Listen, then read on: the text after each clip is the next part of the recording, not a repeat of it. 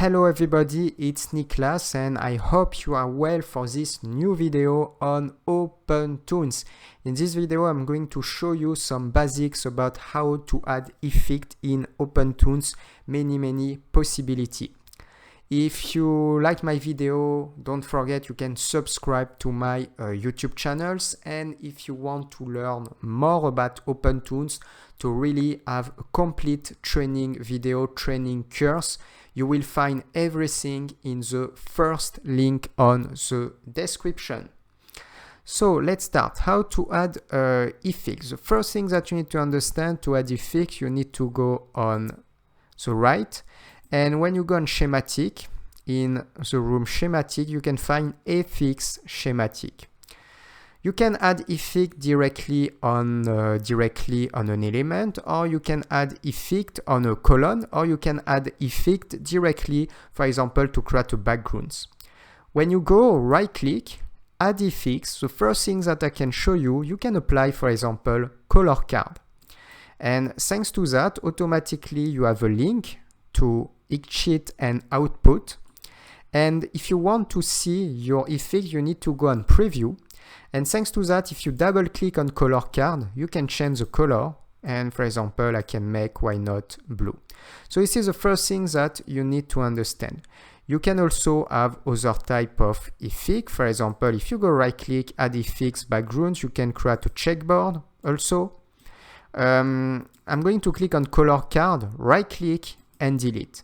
And here I created a checkboard. You can also select the first color, and at the same time you can select a second color at your convenience, like this.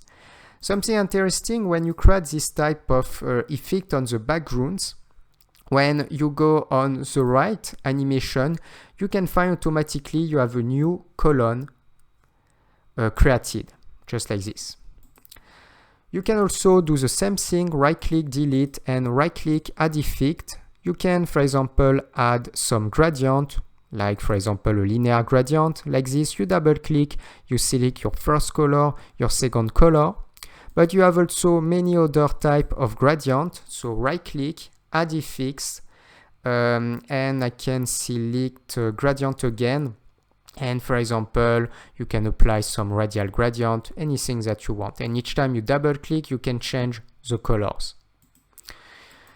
Something also that you can do, it's to apply an effect directly on a shape, something like this. So go on the drawing mode, create directly a new level, and I can apply just click on OK here, create a circle. Here it's the preview mode. No, it's not the preview mode. I can just deselect everything, click on shape circle. I can remove the stroke, just go left click like this. And I can fill with a color. On the right color, let's create a new palette and fill with the red color.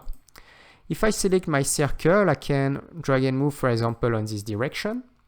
And I create some basic animation. Let's go to 1 to 40 like this. Then I can click on the first frame, go on my animate tool, change for center, and position just the center on this area, just like this. Then the thing that I can do is to click on position, activate a keyframes at 1, and just go at 40, and at 40 drag and move on this direction, just like this. So I created a small animation, take a glance here. If I want to add an effect on this circle, I can go on schematic. Now I can see my column number 1 with a link to the X sheet and output. If I go right click, add effects, I can you can go right click here, but you need to click on the column, it's better, right click. You can use insert effect, add effects. I can advise you to click insert effects. Thanks to that, directly it will be linked to the column. And I would like to add blur, so I can click blur, basic blur, like this, and automatically I have the link. At any moment you can go right click and you can delete, for example, the effect, or right click, you can just disconnect from each sheet. And thanks to that, I don't see anything, but I can click here and connect again. Here I can go right click and connect to each sheet also, like this, for example. But here it's not really good, so I can go right click and disconnect. So now, as you can see, if you activate preview, I have some blur effect. You can change the value, double click. I have just one thing to change. Let's start with 10 pixels. You can also create create animation with effect. When you click on swatch viewer, you can activate the preview, and this is the basic preview, just like this. And the thing that you can do, it's here, yes, I can just click on this area. It's, for example, you can activate a keyframe at 1, like this. At 1, I will have a value of 10 for my blur. If, for example, I move, and I arrive at 20, I want to increase my blur, and I want to have 60. So I can tap 60 and I can press enter. And to activate this value, you need to click here to set a keyframe. And take a glance, I have 60 now. And if I continue at the end of my animation at 40, I want to change and just come back to a small value like 10. So I can tap 10, press enter, and you need to click here to activate the keyframes.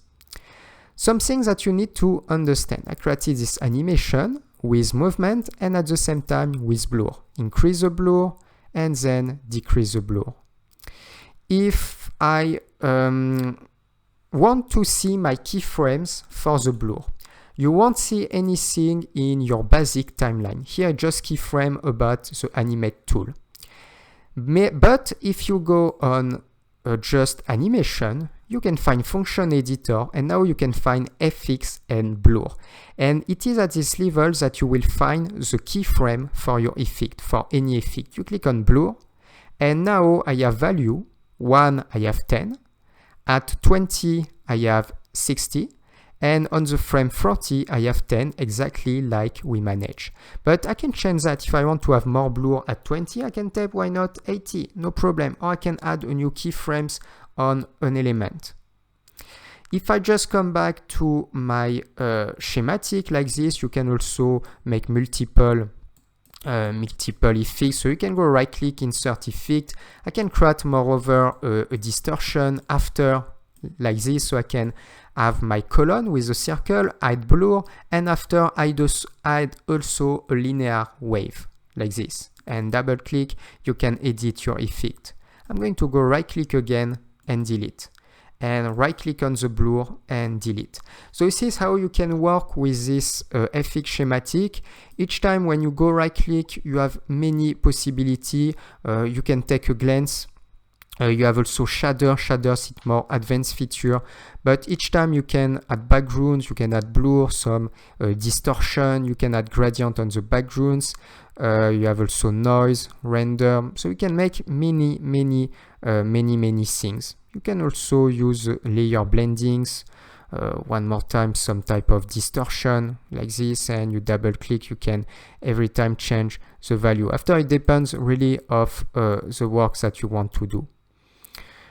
Let's just come back, insert effect and some distortion. You can apply some wrap, but here it's also not really good when I work like this with a circle. It's not going to change many different things.